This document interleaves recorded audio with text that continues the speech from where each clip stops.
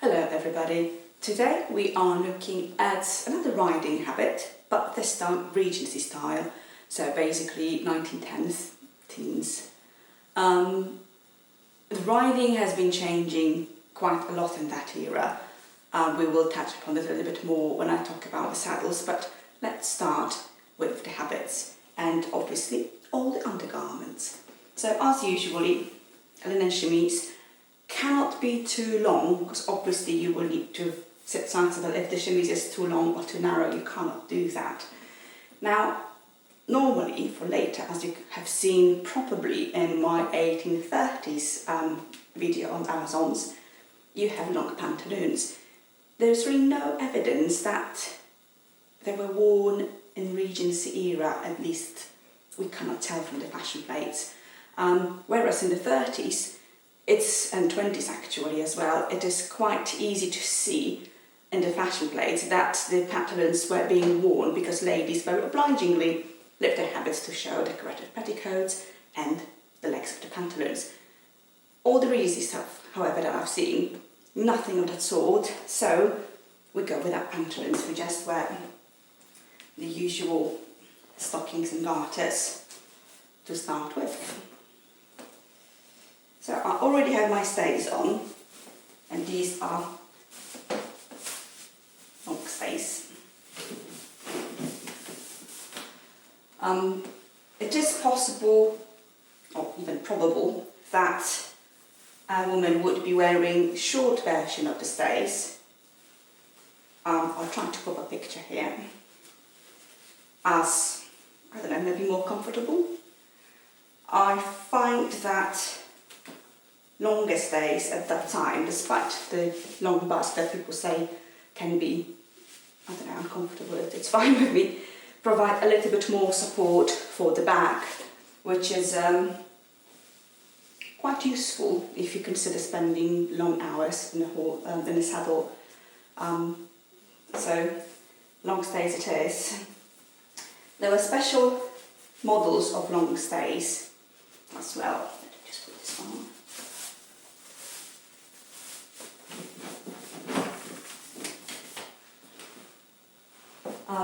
And as you can see here, which you can do a close-up later, you have more space for the hip.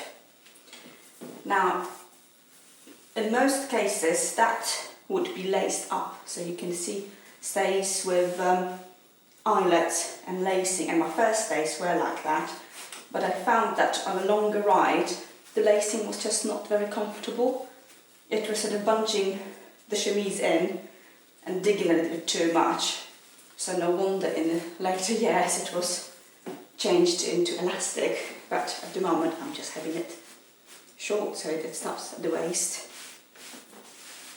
These pair of stays are pretty worn out. I've been wearing them quite a lot. They're one of my favourite models in cotton twill with a removable busk. So here you have a little busk pocket. Let's see. So it opens up and you can just about see maybe the busk. I don't want to remove it now because everything's going to sag, probably. But despite being solid wood, it doesn't make any problem for riding or more athletic activities. Right, the usual petticoat, and again, shouldn't really be too narrow, again for riding. Very often, especially in the warmer months, at that point you would dispose of that and wear petticoat skirt already suited to riding, I believe. Maybe wrong, I don't know. Just tie this one up. Because you can have a petticoat in wool with either silk or linen little bodice and a chemisette, and that will work just as well without adding unnecessary bulk. But this one is fine.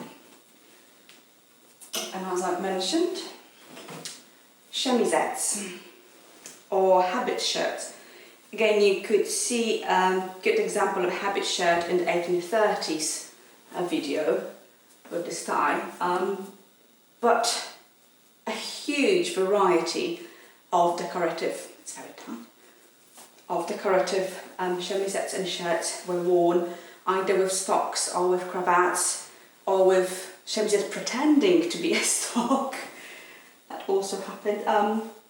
The habit I'm wearing today was based on a painting, and it looks like in that painting that's exactly what happened. The woman is wearing a chemisette or habit shirt that looks as if it was a separate chemise and a stock, which I very much doubt was separate.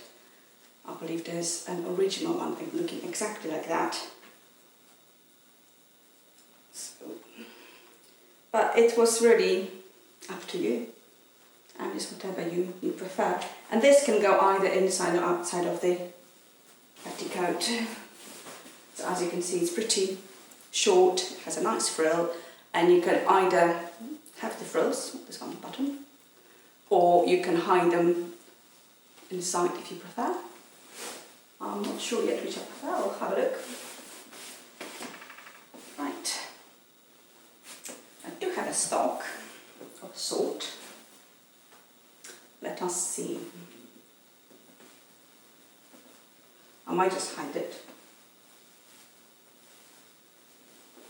Looks quite nice actually, but let's hide it. More military, masculine feel for that.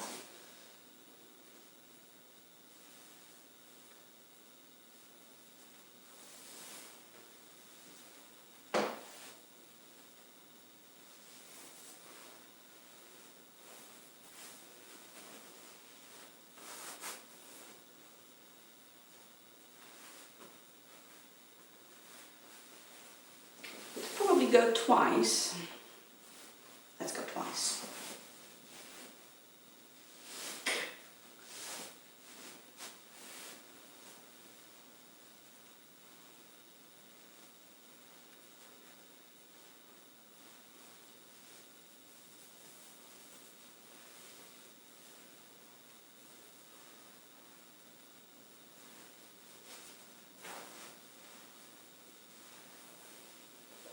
That's better. A nice spin would be the answer. Or you can just hide here. Now, riding skirts were Regency style were very long. Some of them are equal all the way around. Some of them have slightly longer train like this one here. And this one is made out of broadcloth, so quite a durable material, fabric that is not too heavy in this case. I think it's actually not, it's super fine, I think.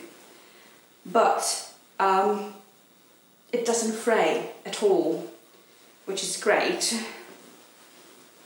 for all the finishing, and all the extra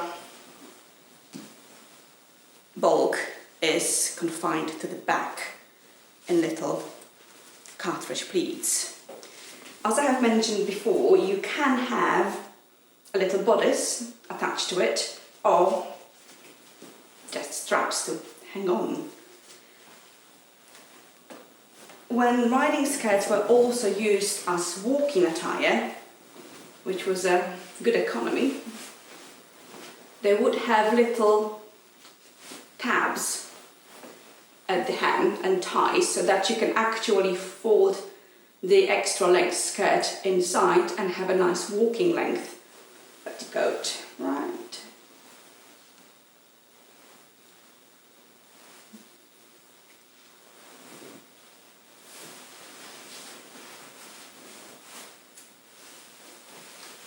That's a bad idea.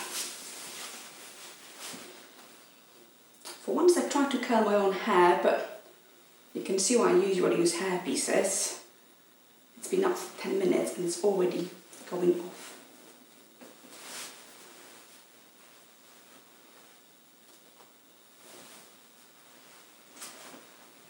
need help doing it up, I think. Let's wait.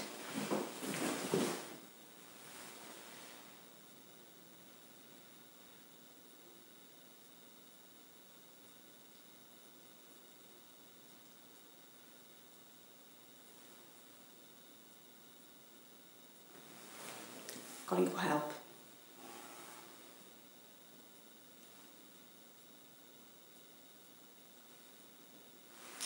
Servants nowadays.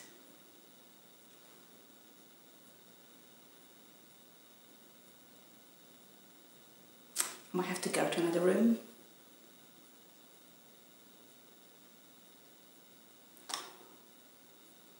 Pick up. Help! Thank you. Sorted.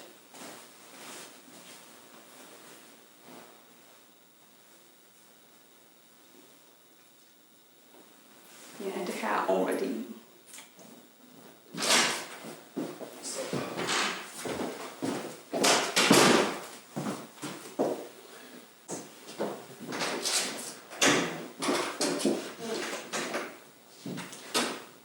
Okay, we are in.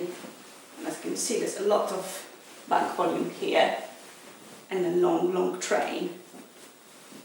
This is just about possible to walk with it. My boots are downstairs at the porch, so I'll be a little bit higher up. Now the jacket or Spencer's, again loads and loads of fashions at the time. Lots to choose from really.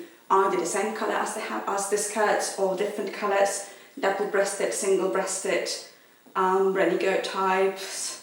Very popular ones, military-inspired, especially if your husband was in military and you would be reflecting his regiment by making your riding habits in the same colours and with the same decoration as in this case. So you can again see maybe that this fabric doesn't fray, so it'll be made according to the usual 18th and early 19th century techniques, when the fabric is not hemmed at all and the lining is just folded and prick stitched to it. Hope it shows better. I'll try to get some photos.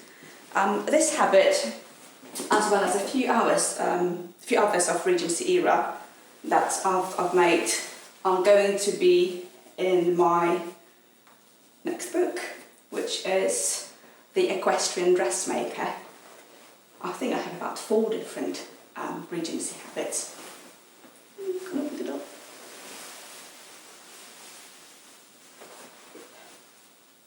Fantastic.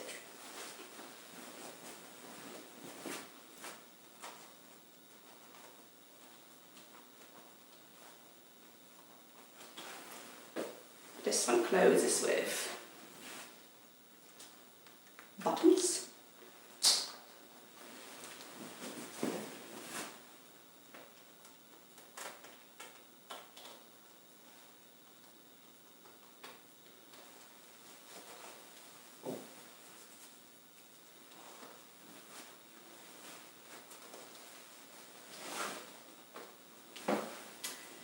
Right, I promised to talk a little bit about the saddle.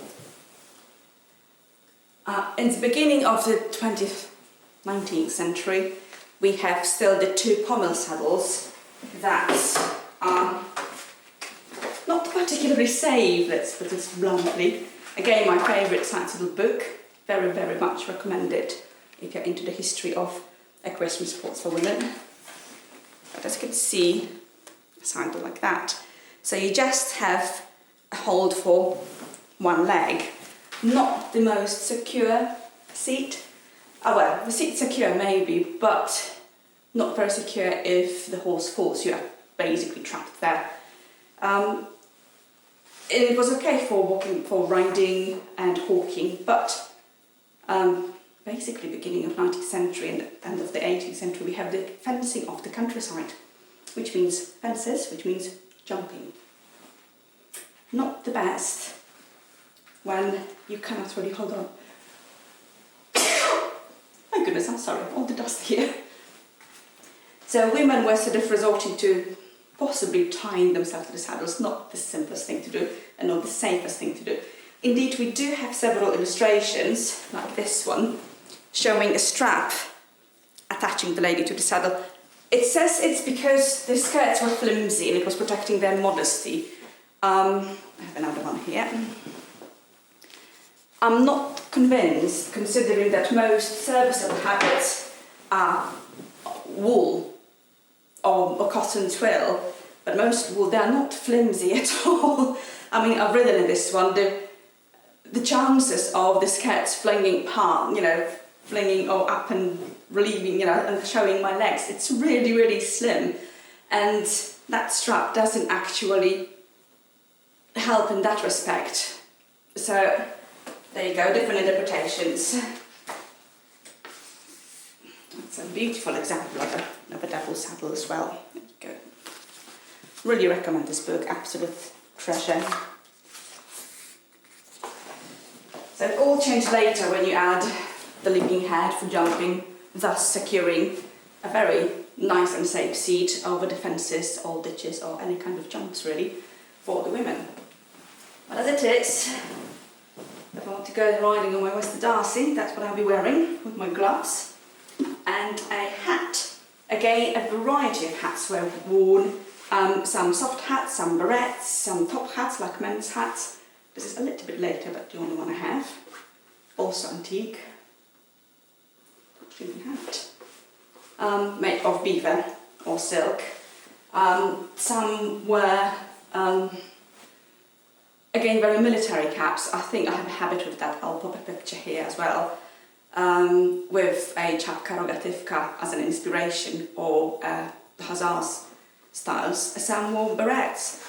None of these offered any kind of protection whatsoever if you fell off. None.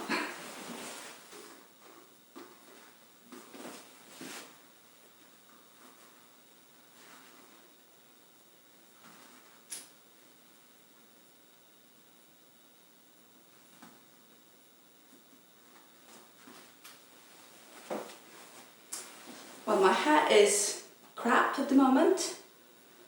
I think I will just continue to use hair pieces, it's just so much easier and more durable. But we are ready to go riding. So thank you for watching. I hope you found it enjoyable. I will put some close-ups and some illustrations and photos of other habits. Some of these are available in my online shop, and as I've said, you will have patterns and instructions how to do this in my latest book. Should be out by the end of 2022, beginning 23, hopefully. Thank you.